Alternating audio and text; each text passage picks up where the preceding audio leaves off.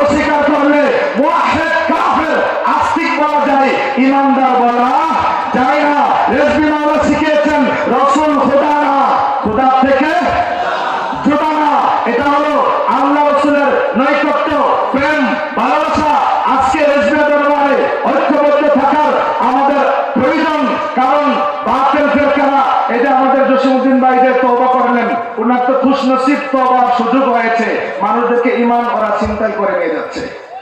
আজকে দেশের মধ্যে রাস্তাঘাটে চিন্তাই হচ্ছে, টাকা পয়সা চিন্তাই হলে আপনি জাহান্নামে যাবেন না, ঈমান যদি চিন্তা হয়ে জাহান্নামে চলে যাবেন। আমার কথা শেষ করে দিচ্ছি, আমরা পাক পাঞ্জেতনকে ভালো মা ফাতেমা হযরত আলী ইমাম দুইজন নবীজিকে সামনে লয়া পাক পাঞ্জেতন আমরা মানি, শিয়ারা মানি। জাল নোটের মধ্যে এটাও 1000 ওইটাও 1000, মাঝখানে সুতা রাখি। যার আক্ষর আছে তে টাকা জাল টাকা চিনে, যার আক্ষর নাই একই রকম। কিন্তু আমরা বলি পাক পাঞ্জেতন, শিয়া ভাইসালারাও অনেক আলামত আছে, ইমান মজবুত না হলে বোঝা যাবে না। একটা বলি, আমরা বলি রেজভী মাওলার সবক ইমানের মূল, বলেন না ইমানের মূল। রাসূল যদি ইমানের মূল হয়, আমলের মূল কথা বলে না। শরীয়তের মূল, তরিকতের মূল, হাকিকতের মূল, মারফতের মূল। এখন যারা মাওলা আলীকে হাইলাইট করে রাসূলকে নিচে রাখতে চায়, নবী যেখানে পাক পাঞ্জেতনের মধ্যে রাসূল আসেনি, যেখানে রাসূল আছে রাসূলকে শামিল রাখা অন্য কাউকে মূল বলা বেয়াদবি কুফরি।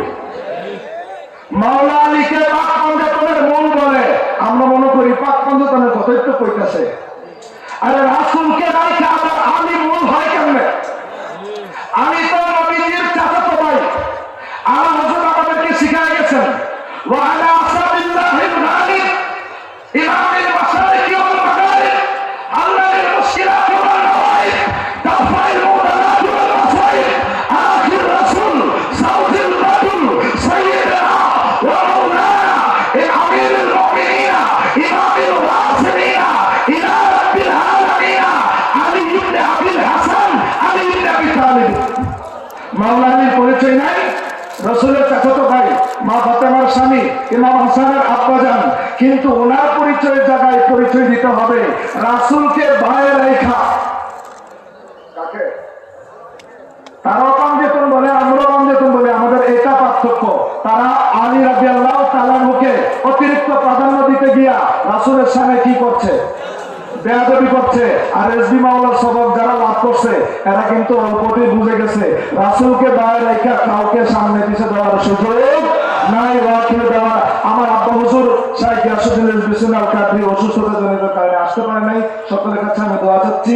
আমার আব্বা অত্র দরবারের ছাত্র, খলিফা, এবং আমি আমার বাপের নামেই তরি ধরে আছি। এই কারণে আমার আব্বা হুজুরের জন্য পিসা হুজুর আপনার কাছে দোয়া চেয়েছি। সকলের কাছে দোয়া চেয়ে আমি বিদায় করছি। আসসালামু আলাইকুম ওয়া রাহমাতুল্লাহ।